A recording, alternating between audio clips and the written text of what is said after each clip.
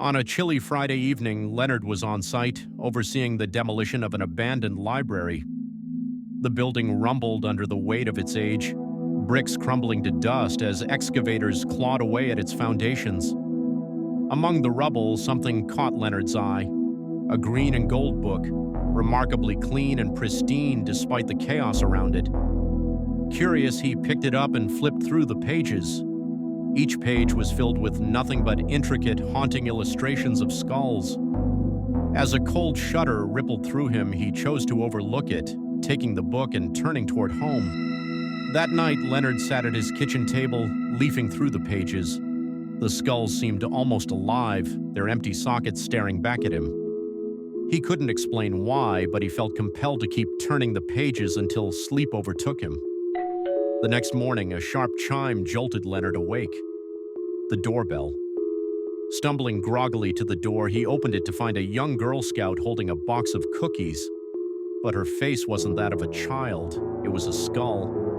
Her face seemed to bore into his soul. It's not Halloween for another 6 months, Leonard said with a nervous chuckle. The girl tilted her head in eerie silence, holding out the cookies.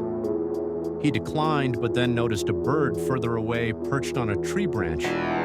Its head was also a skull with a tiny beak replaced by an ominous, bony grin. He shut the door, heart drumming against his ribs. Panic swelled within him. He rushed to the bathroom, splashing water on his face. When he looked up, his reflection was a skull staring back at him. Leonard screamed, stumbling backward. His trembling hand found the book lying on the counter. This has to be connected, he thought. Grabbing the book, Leonard jumped into his car and sped to the church. Arriving before the service, he found Pastor Michael's tidying worship books. But the pastor's face, his kindly, familiar face, was now a grinning skull. I need help, Leonard pleaded, explaining what he was seeing. Pastor Michaels frowned.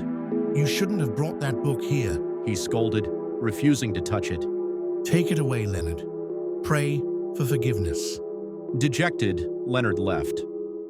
Driving aimlessly, he spotted a crossing guard waving cars through.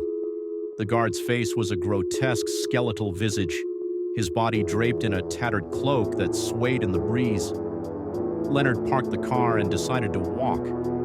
The city was bustling, but Leonard noticed a pattern. Some people had normal faces while others wore skulls. Leonard's steps quickened. He rounded a corner and found himself in an alley. As Leonard leafed through the book in the alley, it started to glow and pull him in. The book seemed to consume him page by page, starting with his face, then his arms, and finally his body. The book snapped shut, lying in the alley, waiting for the next unsuspecting victim to pick it up.